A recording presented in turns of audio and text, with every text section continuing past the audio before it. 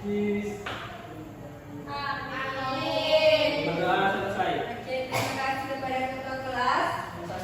Nah, hari ini ada yang tidak hadir. Ada siapa? Bagus. Kalau begitu, semuanya sudah siap belajar? Iya. Agar anak-anakku lebih semangat lagi nih, ibu punya ice breaking. Semua berdiri.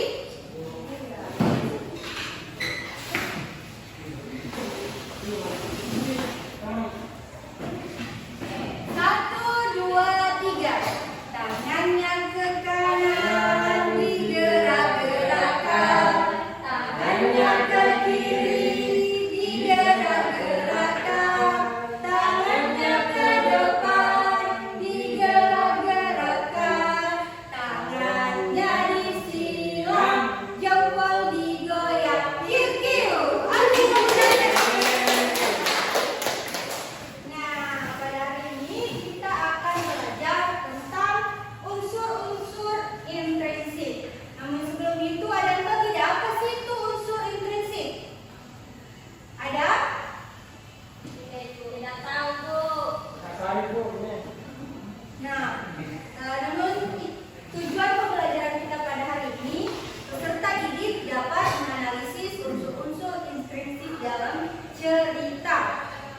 Nah, apa itu unsur intrinsik? Unsur intrinsik adalah elemen-elemen yang membangun sebuah cerita dari dalam.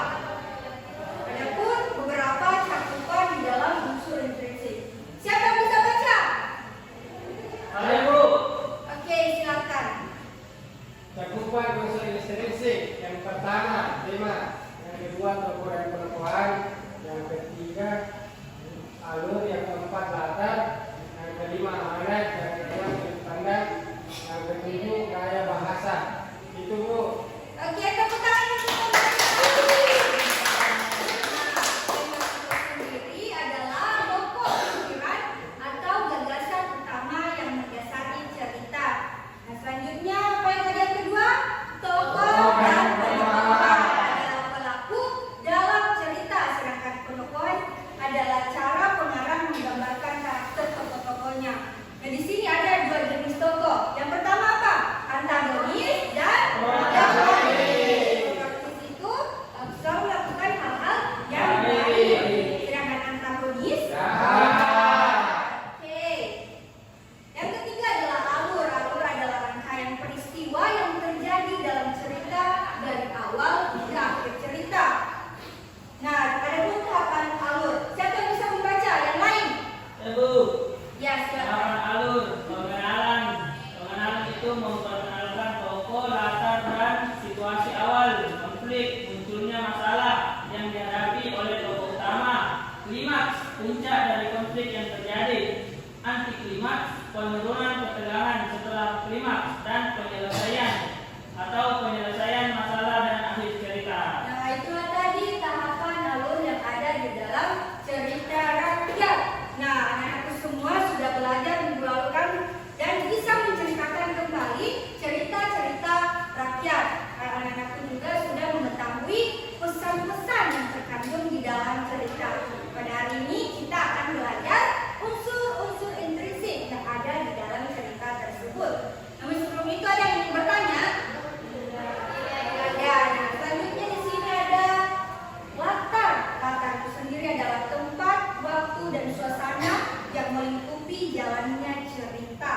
Selanjutnya amanat. Amanat adalah pesan moral yang ingin disampaikan oleh pengarang melalui cerita. Sudut pandang. Sudut pandang adalah posisi pengarang dalam menceritakan cerita.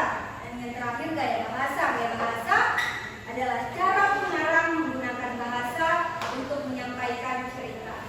Sampai di sini paham? Oke, tapi sebelum itu ibu punya kesepakatan nih. Kalau ibu ada tepuk kaget. Jadi begini, kalau ibu bilang paham, anak-anak semua singkat saja